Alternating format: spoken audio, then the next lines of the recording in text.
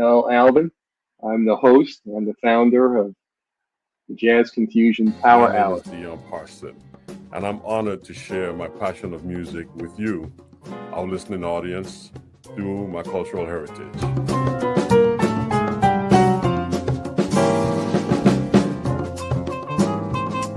Things can change for you too. If you want to be brand new, that is absolutely possible.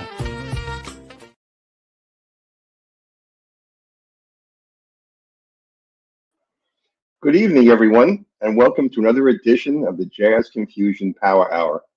I'm your host, Mel Albin. I'm the founder of the Jazz Confusion Power Hour, and I created the Power Hour for a particular reason. As you know, most music that's on the radio today is urban music, and jazz, blues, rock, pop has been kind of crowded out for the most part. So I formed the Power Hour so you can get to know the artist and the music and spend an hour with them so you can actually understand the process and the dedication they have to bringing you the music that you love. So you get to hear not only their story about how they came to music, but we take you backstage and you get to know more about the process of creating that music, where artists dedicate their lives and time and often their money to bringing you great music. The Power Hour is on the Source TV radio network, WTSN Washington, D.C., and we stream live in 4K, and I think we're the only radio station that broadcasts in Dolby True HD. Source is a nonprofit 501c3 radio station supporting jazz, and we support Black and minority micro businesses. These businesses are often too small for Amazon and Shopify and far too costly. So we feature in the Shop Black Enterprise Showcase, we feature at least 6 micro businesses every week to give them a chance to provide you with how you can purchase their services and the products that they build. And we do this to build scale for these businesses so they get on the industry radar, and they can also start to build generational wealth. And that is to enhance both their families and the communities that they live in. We depend on listener contributions, artists that appear on our shows for mutual support, and sponsors to cover our cost of broadcasting. So any donations are greatly appreciated. And remember, all the donations are always tax deductible. The Power Hour has had over 125 amazing artists, well known and becoming well known. Some of the artists on the Power Hour have been Eric Roberson, Mesa, Brian Culberson, Paul Brown, Raheem Devon, Reagan Whiteside, Samara Joy, Alex Harris, Greg Adams, Tom Brown, Costello, Pieces of a Dream, Kamasi Washington, Kiku Matsui, Kim Scott, Sheryl Crow, Billy Ocean, Annie Lennox, Dwelle, Costello, Marie Antoinette, Jay Brown, Blake Aaron, Yulia, Terry Wollman, Her, Samara Joy, Celine Johnson, Aaron Stevenson, Cecily, the late Bobby Caldwell, Walter Williams Sr., Jeff Bradshaw, Dion Parson, Tammy McCann, Jeff Beck, Eric Burden, and others. So I wanted to give you a rundown so you get some idea of the quality and the talent that we have and bring you each week on the Power Hour. Tonight's no exception. Tonight's special guest is an American soulful artist and known for his incredible vocal range and performances.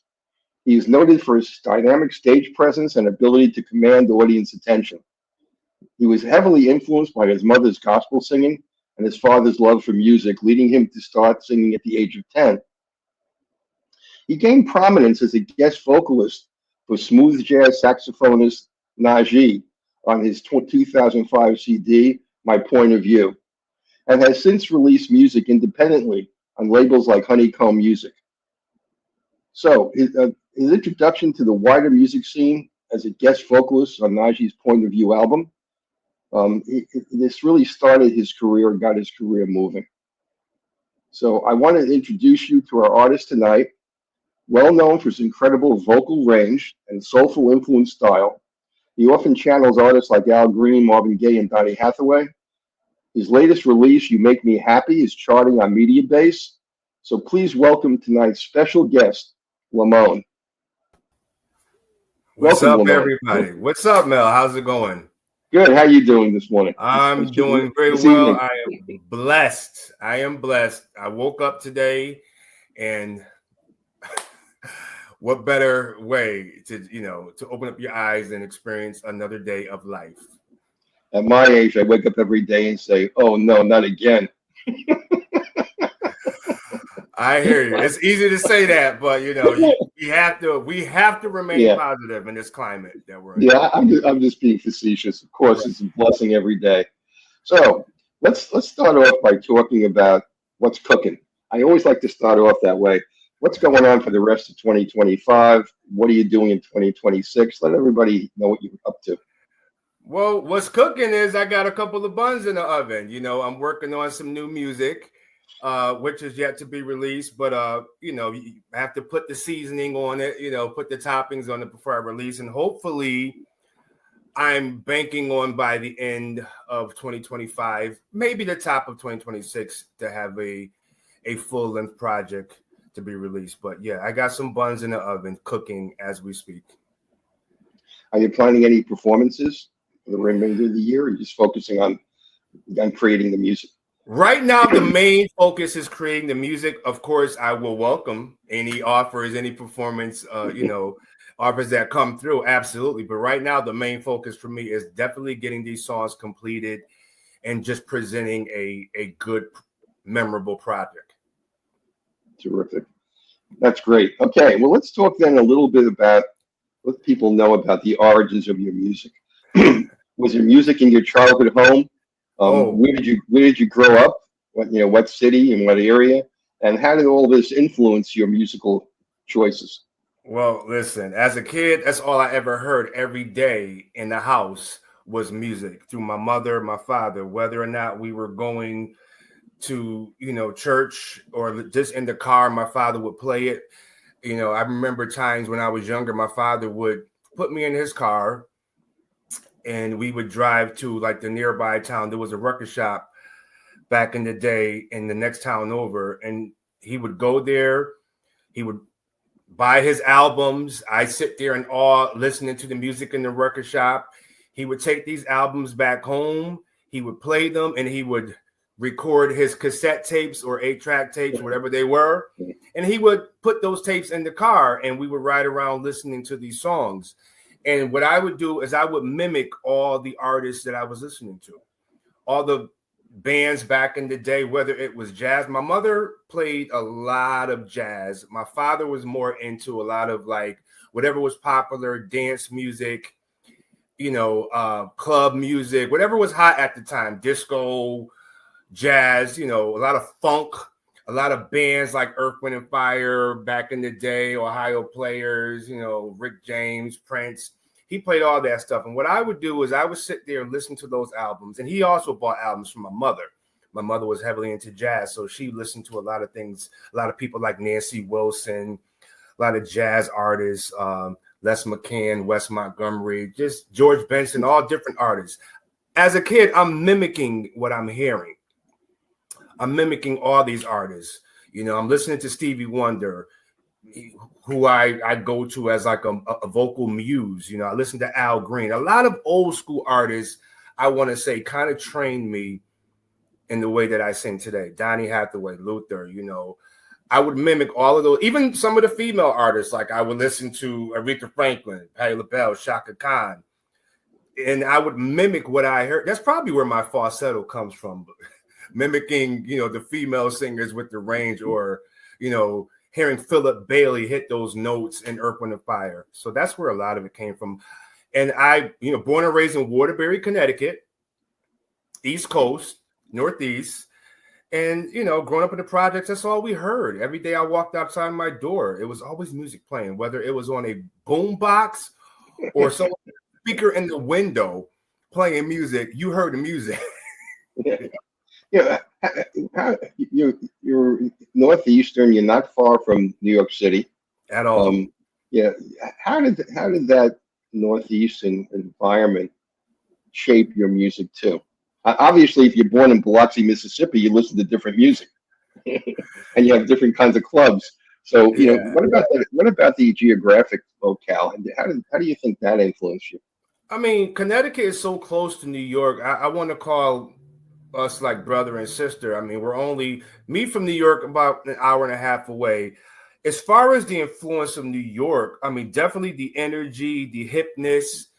When it comes to hip hop, that influence definitely seeped over into Connecticut. I mean, we were always going back and forth, driving down the highway into New York, you know, to get the latest, whether it was music or fashion, shows, anything that was hip and cutting edge, you know, would come from New York. But Connecticut also, you know, we had our own flavor as well. So, yeah. But you used to go to some of the clubs in New York, in the city, when you were a teenager? When I was younger, yeah, back in the day, yeah, that was the thing, man. It just, you know, this was when I thought I was a dancer. I thought I was going to be a hip hop dancer for like a Heavy D or somebody back in the day, you know. But yeah, it's New York definitely has an influence, you know, musically, as far as, you know, just the whole vibe and energy of the East Coast. I mean, you can't say East Coast and not think of New York City. When you went to public school, were you participating in any music programs at all in public school? I did, but I was very shy, very shy. I was part of a chorus in high school, and I always wanted to sing, and, you know, people knew I could sing. I didn't really know. I knew I liked to sing, but you know, I'm one of those singers. So when I hear myself, it's like fingernails on a chalkboard, you know. And it wasn't until other people would give me the encouragement, like, "Oh my God, you actually sound good," you know. Then I started paying more attention. But yeah, I would join choruses, and, you know, I do remember one time I was offered a solo to sing in high school, and I was so shy back in the day that I backed out, and I let another kid take and steal the spotlight. And I sat there in the chorus, like, in envy, like that should have been me, but it was a lesson learned. Well, I'm just curious. How would you describe your musical style or genre? I would describe it very eclectic, which is the title of my first CD, Eclectically Speaking, because I have so many different genres that I pull from. Sometimes I pull from jazz or smooth jazz. Sometimes I pull from house music. Funk is in there. Hip hop is a heavy influence in a lot of my songs. And soul, are you kidding me? I mean, soul is in everything that I do. You know, you have to sprinkle that soul on top of the ending product. So yeah, I pull from everywhere, even some soft rock. So you're multi-genre. Multi-genre. I really don't like being placed into one category of genre, but I get it. We're living in, you know, times where people want you to just ride one lane, stay there, don't swerve. You know, it's funny, you know, with what they call pop music today. When I was a kid, pop music meant popular, what was being played on the radio. It wasn't a genre. Isn't that still what it means, though? To me, that's what it means. It means popular. Yeah, but besides that, there's subgenres like Korean pop.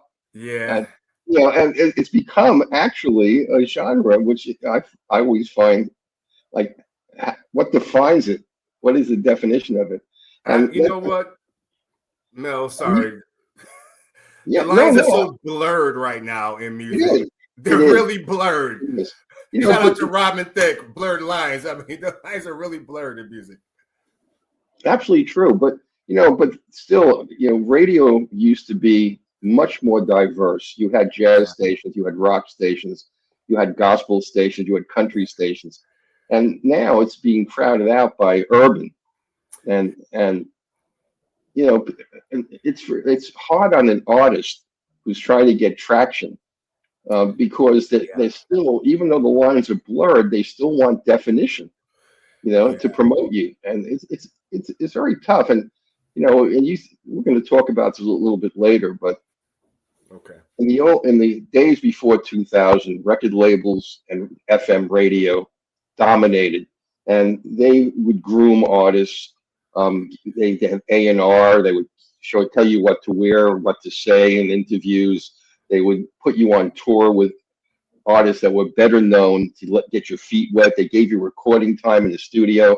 And now the artist has to do all of that on their own. And so, and it's kind of scary. Yeah, how do you break through? Because there's so much out there, you know, and how do you make money on it as a career? Because if you're depending on downloads and streams, you know, you get 0.008 cents per stream. You stream a million copies, you just made $8,000 on a million songs. I mean, it's hard to survive in the music industry today. And, you know, so it is very hard. Yeah, the blurred lines have a lot to do with the lack of structure. Yeah. I mean, I know myself, I was brought up on the old school artists who had that. They had like the Motown engine. They had the training of being in an interview, what to say, what not to say, things of that nature, how to dress, to be poised. You know, I think we should probably go back to that. You know, I kind of missed those times, but at the same time, I do like the freedom. But you know, it's very scary. Like, I think the reins need to be pulled back slightly. You know, I look at certain people, and I'm just like, wow. Did anyone prep them before this?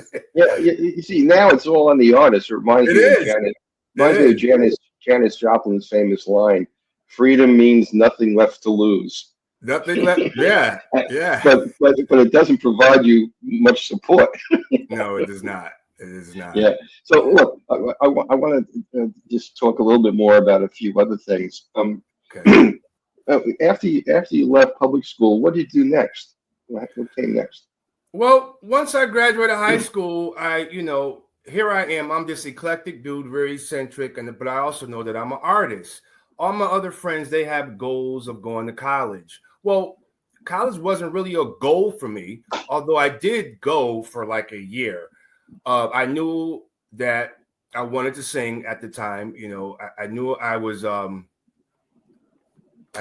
artist, but everyone else is doing things, you know, engineering, going to school for nursing. I'm like, well, I don't have a performing arts school around here where I live, you know. And so, you know, dropped out of college after the first year. Once I realized, what am I doing? I'm just wasting my time. You know, they're not giving me what I want. You know, I think I was doing like liberal arts at the time, but I wanted to sing. I wanted to be an artist. I wanted to express myself musically. So I dove into it. You know, I hooked up with like local musicians from the area, started doing local shows. And that's kind of where, you know, I did my homework and groundwork and earned my stripes, you know, doing local bars. I mean, I was getting hired for weddings, funerals that I didn't even want to sing for. And, you know, and with all that, you learn, you know, and you own your craft. So when would you pinpoint your breakthrough when you can say, aha, I made it? The first thing that comes to mind is probably when I landed Falling in Love with You on Najee's album called My Point of View. At the time, I was working on my CD, which wasn't complete at the time. And I was working with the producer, Chris Davis, who's also out of Waterbury, Connecticut. Chris is right now, he's producing a lot of smooth jazz artists like Mesa, Phil Perry, Will Downing. This goes on. He's awesome. And he gave me a couple of songs to work on. Well, one of those songs was Falling in Love. And so he invited me over to his house to hear the song and work on the song. Well, he also told me, oh, Lamone, don't worry about it. I got Najee here too. So, you know, I said, oh, okay. Najee as in smooth jazz pioneer Najee. I'm like, oh, okay. I know, you know, I'm a fan. I love his music. So I go to the house. I meet Chris. He plays the song for me. Najee's there as well. I hear the song. I love it. Najee hears the song. He loves it. He's like, oh my God, this song is beautiful.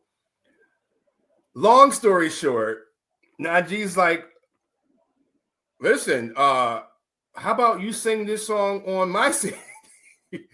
Here I am, this, up and coming artist. This is like my first project that I'm working on.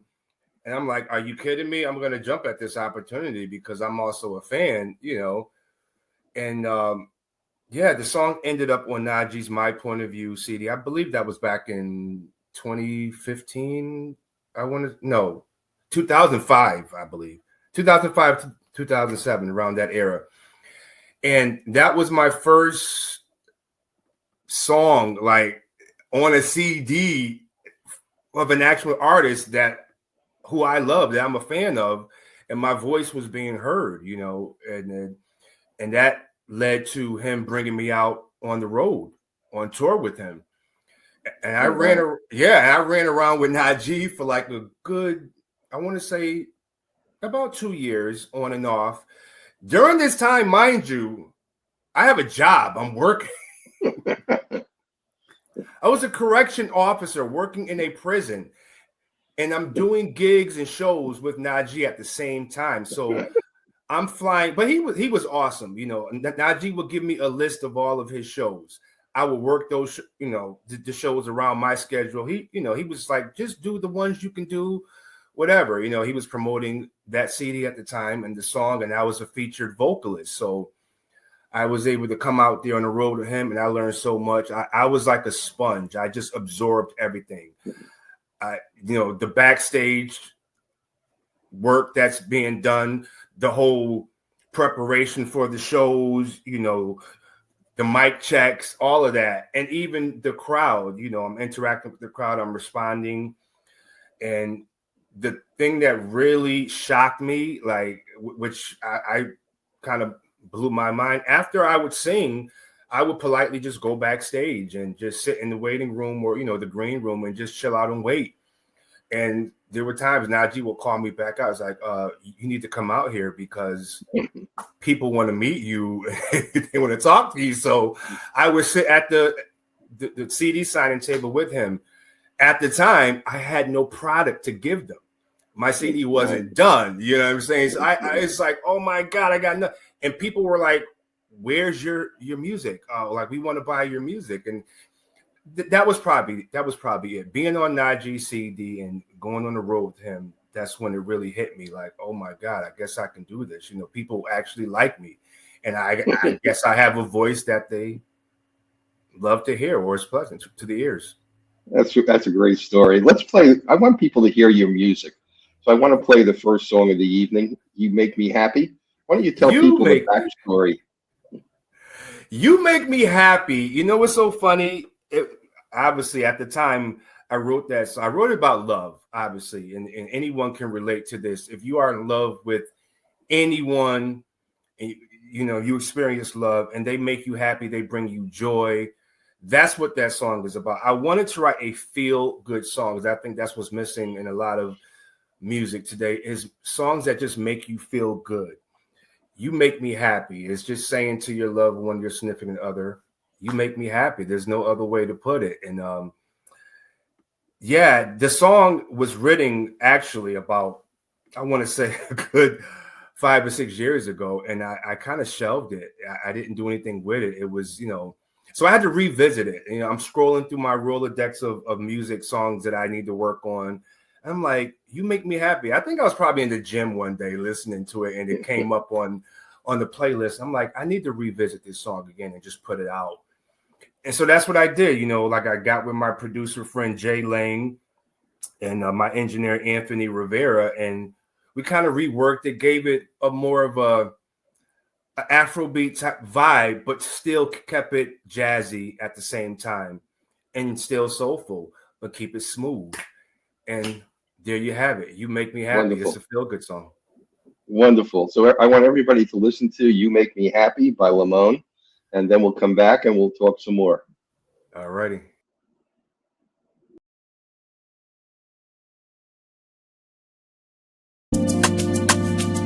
Hey, you. Hey. Come here. whisper something, yeah. Oh, do you? Do you know how you make me feel? I think so. Do you really know? Why don't you tell me? I'm sitting here thinking about you, baby, about how good you are. You mean everything to me, baby. Honey, you are my star. I don't want no one around me. That's just when I'm feeling down. Bring me out the hero inside me. And I want you to know.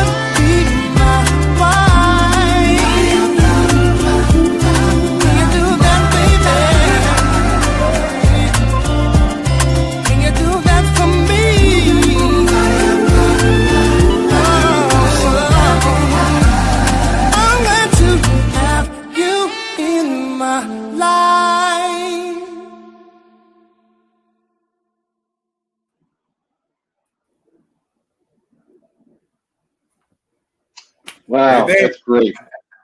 That's great. I love that song. Hopefully it brings good, happy vibes. It definitely does. I'm just curious.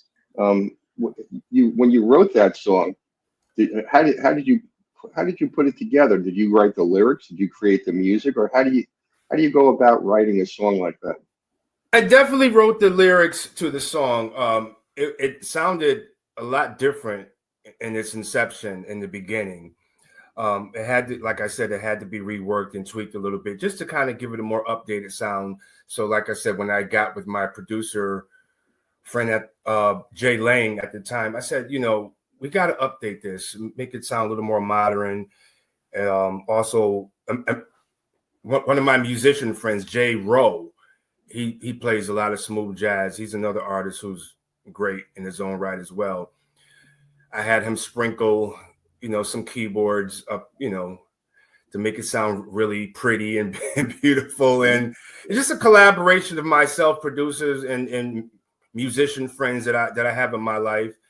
And, you know, we just gave it a more updated sound. Like I said, it kind of has a more Caribbean, Afrobeat, jazzy flow to it now. And the lyrics, yeah, I wrote myself, you know, and it, also the picture that you saw there, that was taken by my lady friend at the time. You know, we were in a relationship. We were on vacation in Egypt. So we're sitting there on the boat, and she snapped that picture of me without me even realizing it or knowing it. You know, she just caught a good pic in the view, and she sent that to me when I was looking for, you know, like cover art. I was racking my brain trying to find a picture for the song, and she sent that to me. She goes, you know, I've always liked this picture. I'm like, well, that's the one. You make me happy, because I was happy at the time, you know, being on the water in Egypt with you, and this is going to be it. That's going to be the cover. Terrific. That's great. Who sang the backgrounds? Did you do all the backgrounds? All the vocals on the song are me. Okay. And I actually love doing background vocals. Sometimes I like doing backgrounds more than I like doing lead. Yeah, you know, it's easier for a solo artist to do backgrounds and a background artist to do solos. Yeah, and it's, you know, a lot of times when you don't have the budget or you can't find the people to do the background work, I just do it myself. And, you know, but I don't always like to. I do like different tones and textures of other voices. It just so happens that in this particular song, I did it all myself. Yeah, and you have to be able to sing in a different key also. You do, and this, so, and the higher notes, like I said, it all comes into play. That's kind of like me mimicking like female artists or the falsetto singers that I love to hear, like the Philip Baileys, that, you know, the Al Greens, the Smokey Robinson, those type of people. When I go into that register, that's kind of where I'm pulling from. You know, obviously the lower register is me. And you know, something I didn't know, Lamone, about you, and I found out when we were talking before the show started, is that you've been a physical fitness person most of your life, and I was curious how that. I've never had an artist talk about the fact that they are a physical fitness. I'll use the word addict, but how that intersects with your music. Why don't you tell people a little bit about that? Let me tell you something. I am definitely an addict, and I mean that in a good way. But for me, physical fitness is like a job. If I don't go to the gym and work out, I feel like I'm not getting paid. You know what I'm saying? That's how deep it is for me. If I miss a day, I'm like, oh my God, I just missed a day at work. This all started after high school. You know, I started working out with a friend of mine, going to the gym, lifting weights. And then next thing I know, you know, I'm naturally a skinny kid. I'm just naturally a thin person. It's hard for me to keep weight on. But back when I started working out, people would notice things, you know, even my mother, she at one time said to me, what are you doing? Or what are you doing differently? I know you're in the gym, but are you using anything? I'm like, no, I'm not. I'm like, Mom, I'm just working out. If anything, maybe gym supplements or, you know, that's about it, but nothing, you know, I'm not on steroids or anything. But once I heard that from my mother and other friends of mine started noticing the muscle growth, I became hooked. It's like, what? Like, I'm muscular? I'm not known for being muscular or being fit. So, you know, I kind of went psycho and I just dove into it. And fast forward years later, I ended up becoming a fitness competitor. You know, I dove into that, you know, competing on the stage. I've experienced winning. I've experienced losing. But, it was a chapter in my life that, you know, I'm glad that I experienced. And it also helps with performing, you know, doing cardio, getting on that treadmill or the Stairmaster. You know, I'll put my headphones on like I have right now. I'll listen to a podcast or a playlist. You know, certain songs I may sing along to, you know, if there's no one around in the gym. But it helps out when you perform, you know, because if you're an active performer, not that I am, sometimes it depends on the song, but it helps with your breathing and your singing, especially if you're doing your cardio and you're singing along with the track or the music. it kind of trains you to sing and also be physical as you're moving and grooving or whatever, you know. So yeah, it definitely helps out for stage and performing. That's terrific. I've never had an artist talk about that intersection between physical fitness, you know, and music. After Najee, what came next in your career? After Najee, basically, I had to spread my wings. I had to kind of get out there on my own and start making, you know, my own songs and getting out there and gigging, and you know, and it's not always easy. I am what you call an independent artist, meaning I don't have an engine behind me. There's no Motown behind Lamone or anything, you know. I fund everything by myself, you know, out of my pocket, out of my bank account. That's where the money comes from, you know. And so it's very tough. And even to this day, you know, us independent artists, a lot of us, we have to hold down part-time jobs just to make ends meet. You know what I mean? So yeah, that's what came after, just me, you know, writing my own songs. And I believe I released, after Najee, I released a CD entitled Smooth, you know, where I had another song with Najee. He kind of lended his services to me again. We did a song called For You I'll Go There that he's featured on, a song called Your Eyes that he's playing flute on. And yeah, so I just dove into my own music, you know, my own artistry, and that's basically where I am now, just doing my own thing. And I still keep in contact with Najee. Every now and then, you know, I'll call him. I know he's out there promoting his latest project, but you know, he's such a great person because he always answers, and he'll give me advice. Yeah, that's one of the things that is kind of a hidden secret of the music industry. There actually are some nice people. Oh, absolutely. Not everyone is bad and ego-driven. Yeah, but Najee's a good man. Yes, you know, I met Najee when I was doing some work with Pieces of a Dream. Great group. He performs with them often. Yeah, yes. You know, and Curtis Harmon and James Lloyd. You know, Najee was an integral part of that smooth jazz development that they had developed as kids too, working with Grover Washington Jr. Absolutely. That's how they got their start when they were in high school. They started touring with him when they were both in high school. So, yes. Yeah, so Najee's roots go many different directions. You know, yeah, they do. Jazz. Yeah, I've heard a lot of stories touring with him backstage and listening to him, and just like I said, being a sponge and just absorbing all the information. Wonderful. Look, I want people to hear more of your music. So let's play the second song tonight, which is called Flawed. Why don't you tell people a little bit about that song and the background to it, and then we'll play it. So Flawed is another love song, but it's coming from the perspective of two people who are in love and they want to extend that love to marriage, but they realize they're both flawed individuals. They're not perfect. And basically what I'm saying in this song is, will you accept my flaws and all? Because I have them. You have yours. I have to accept yours. Even though we're both flawed individuals, we love each other. So let's try to make this work. Yeah, that's really an important lyric. And the reason is, you know, when people start engaging with each other, you don't see the depth of what's really there because you're blinded very often by the honeymoon stage. Yeah, you're in that honeymoon stage. Yeah, and you know, nobody ever comes out and says, "Look, let me tell you what's bad about me." Yeah, let me just put it on the table right now. I have an addiction to fitness. I'm in the gym a lot, so not only are you going to be in a relationship with me, but you're marrying my gym. Exactly, but you know, it's an important aspect of relationships that isn't sung about that often. So let's play Flawed. Yeah, it is very human. So let's play Flawed, which I enjoy listening to again, and then we'll talk some more. Okay.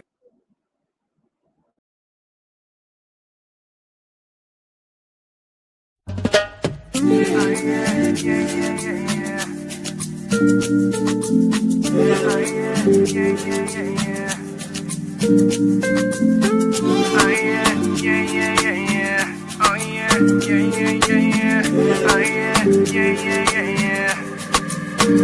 say that what God is brought together, let nobody ever put us under. Then I need to understand, just know that I'm not perfect.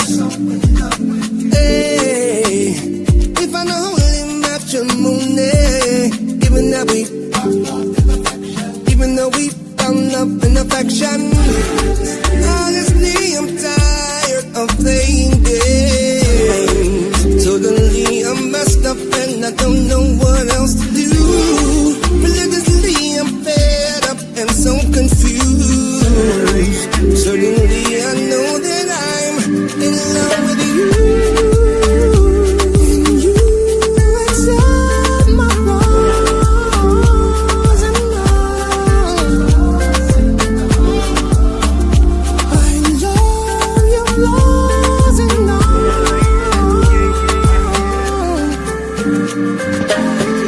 American man, you got me questioning my Rastafari for you.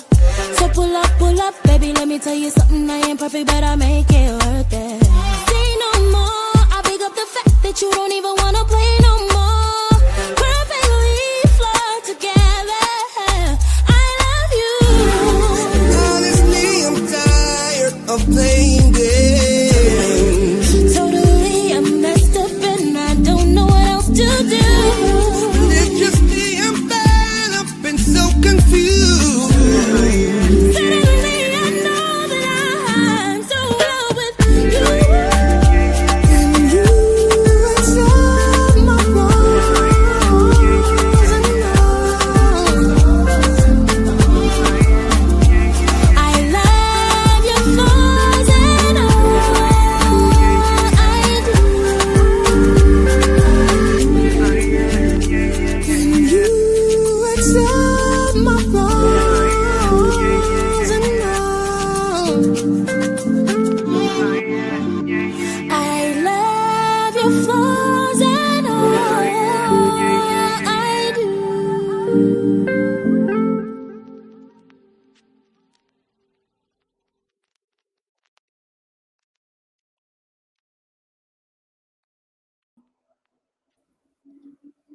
Wonderful. That's great. There you Lamone. have it. If you can accept Yeah, my flaws, we can do this.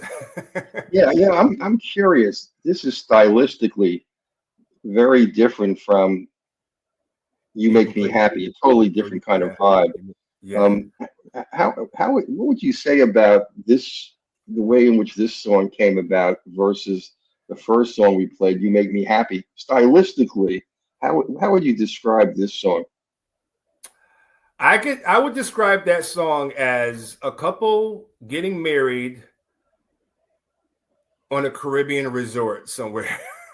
And there's this tropical background in the scenery, palm trees everywhere, and yeah, I wanted to give it that Caribbean vibe of being tropical. I pictured myself and my lady in, like, let's say Jamaica or somewhere, getting married somewhere, in the Caribbean and exchanging vows and just saying, listen, if you can accept my flaws and I can accept yours, then I think we got something here.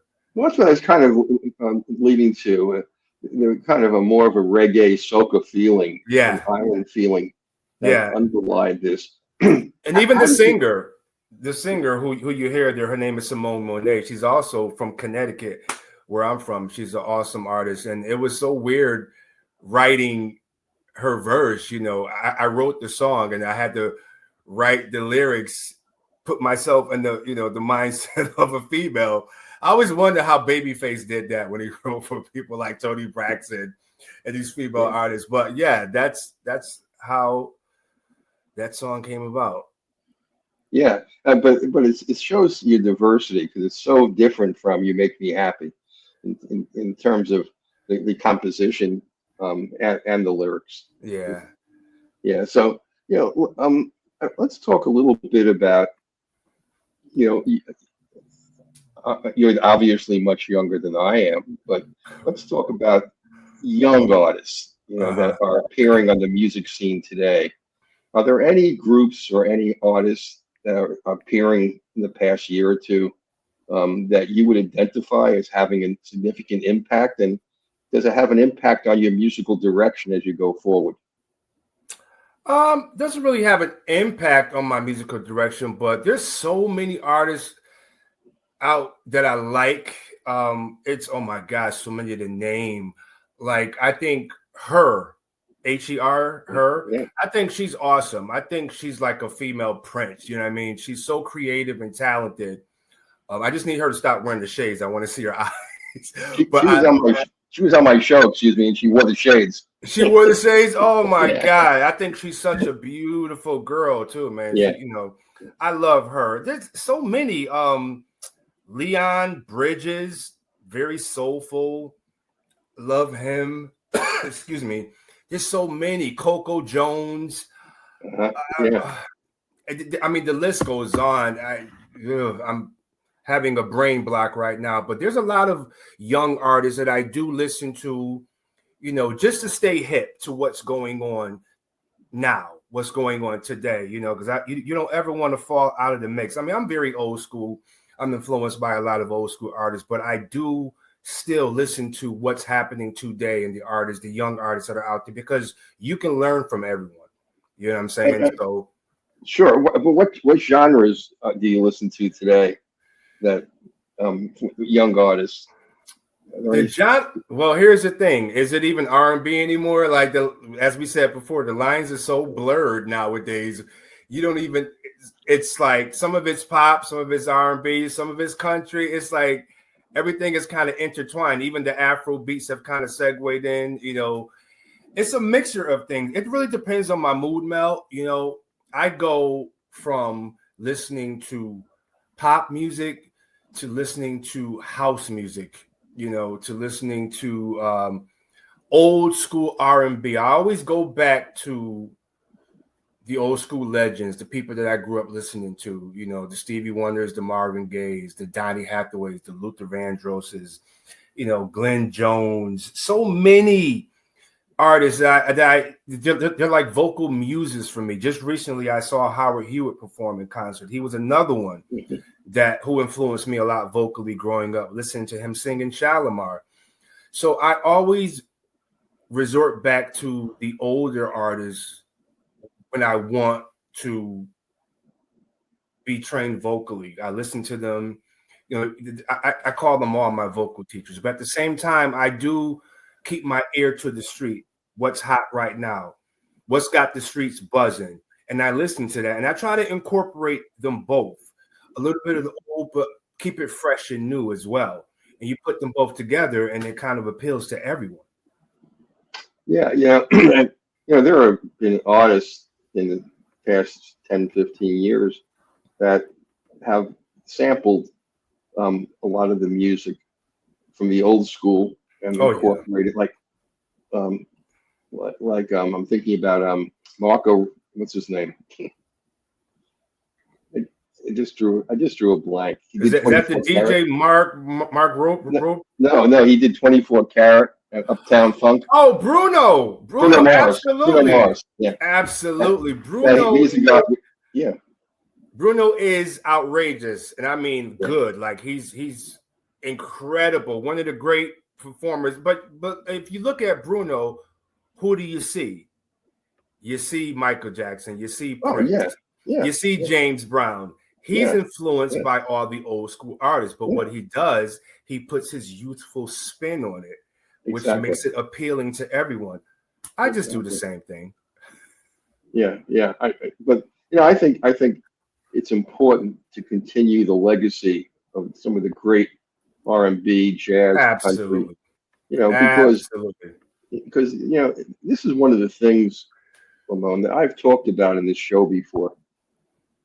Obviously, the way in which music used to be created by record labels and FM radio, they ripped off artists. Everybody knows about that. Oh my God! Yeah. If I watch another movie about artists being ripped off back in the day, it's like the same story. Yeah, but it goes back to Little Richard, and back in the 50s, he stood up against it because he realized it. But on the other side, there was a structure to music. They filtered what was, they had people working in A&R that had been working in the music industry for 50 years back then, and they knew what was good and what what they can present to the public. But then when you get to the late 90s, by the time you get to the mid 90s, late 90s, record labels lost their influence because of the internet and streaming. And FM radio started to drop off because people were streaming and they weren't listening to FM, and they were losing their sponsors, and FM radio stations have died pretty hard, and they're being replaced by internet radio. But the problem is the structure's gone. I've asked artists this before. I could name hundreds of iconic artists from the 1950s and 60s without batting an eyelash, in 70s. You can name the Beatles and the Rolling Stones and James Brown and Nat King Cole, and you can go on and on. Name an iconic artist of that stature since 1995. It's hard. Since 1995, when streaming started to take over, when Blockbuster Video closed down and everything became online. Name somebody the stature of a Nat King Cole or Shirley Bassey or a Rolling Stones or the Beatles or James Brown or Michael Jackson. Try to name them. The longevity, it's very hard. They're very far and few in between, if any. You're right. So I think the age of iconic music is gone, and that's why when artists like you sample that music, it keeps it alive, because we're never going to see that again. I don't think we'll ever see it again, because there's too much out there. Anyone can get a program and make a song, and then they can alter their voice and put out put something up on Spotify. And it's literally to the point now where you can probably make a song right on your iPhone and upload it the next day. But there's so much out there that the notion of really having a Donny Hathaway again, or or a Luther Vandross, or any, you'll never see that. It's just, and it's a shame, that one of a kind voices. I mean, they've influenced generations of artists and vocalists. It's I listen to Donny Hathaway. I feel like I need a glass of cognac and just sit there and just be taught, and just. He fills my soul, man. Listening to him, the pain, the passion. How many babies were created because of that music? Are you kidding me? Well, I know I was created because of that music back in the day. There you go. And we need to get back to that. The baby making music.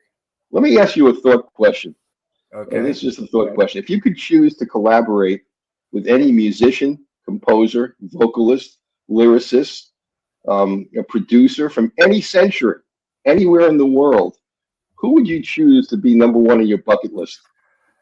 I mean, there's so many, first of all, but off the top of my head, as far as producers, I grew up on a lot of Jimmy Jam and Terry Lewis. Love their catalog.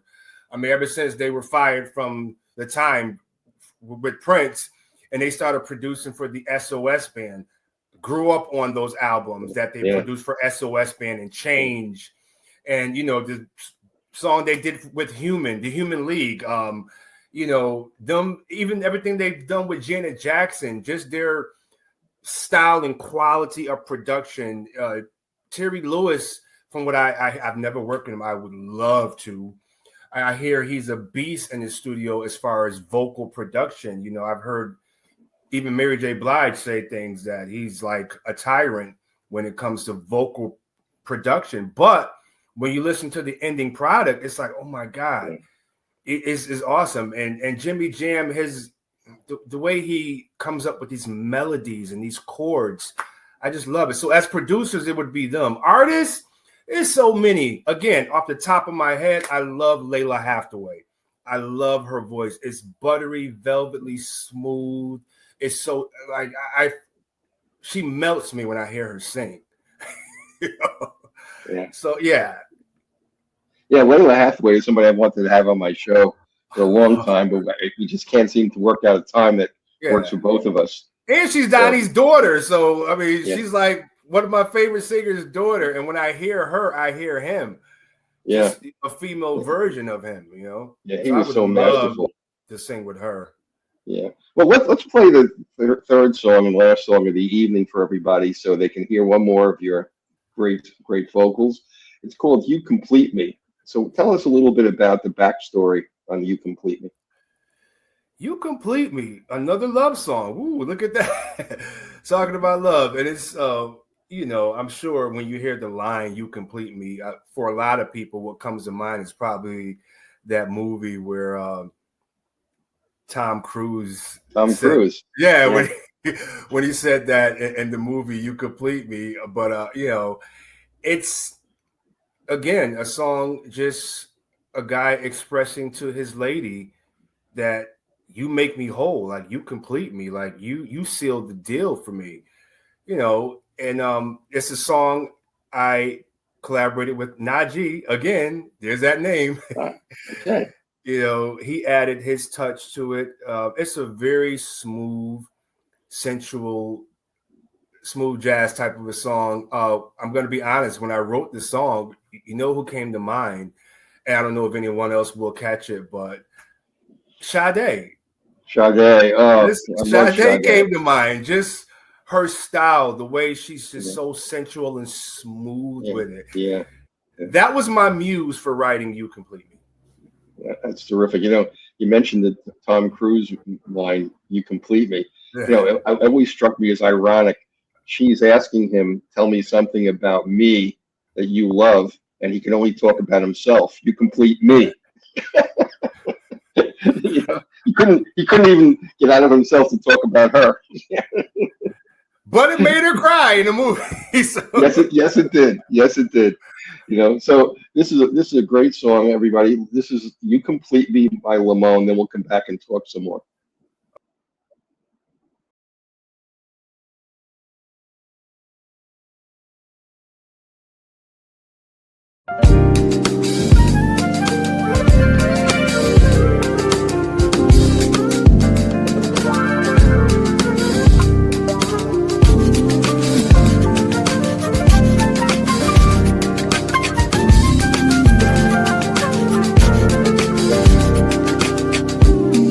Well,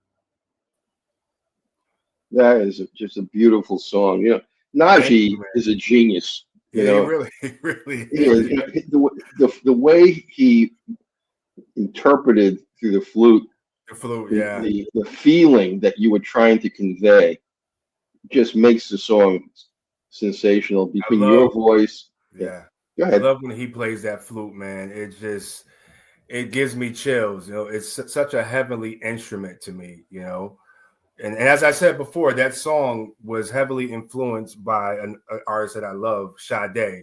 That was the muse, the artist muse. But the song by Sade that really, when I was writing You Complete Me, the song that I had in mind was Sade's song, Kiss of Life. Oh, Kiss of Life, yes. Kiss Yes, of I know Life that. was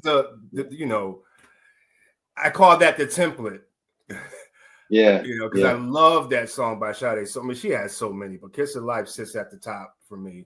Absolutely. Yeah. Well, look, our time is run out. It's been a wonderful evening. And I have to do this again, Mel.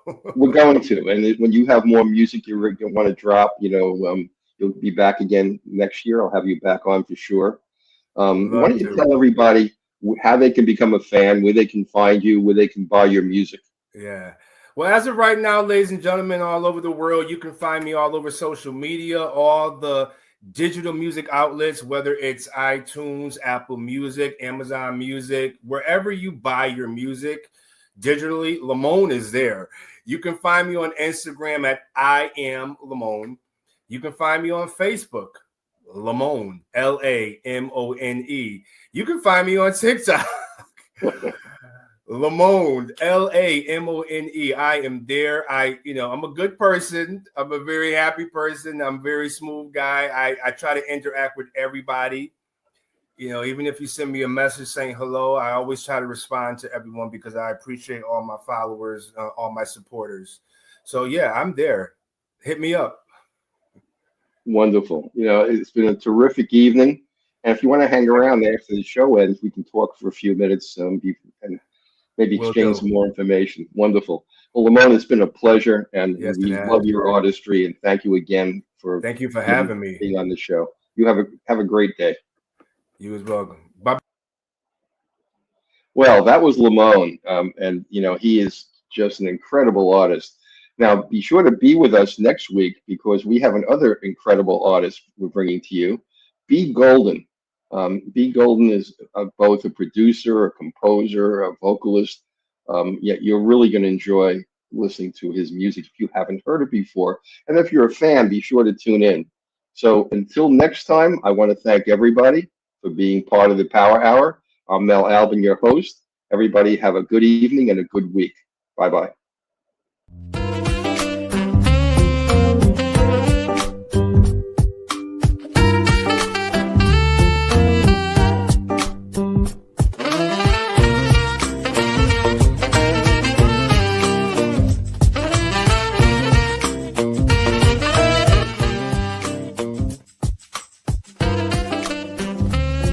I'm Mel Albin. I'm the host. I'm the founder of the Jazz Confusion Power Hour. And I'm honored to share my passion of music with you, our listening audience, through my cultural heritage.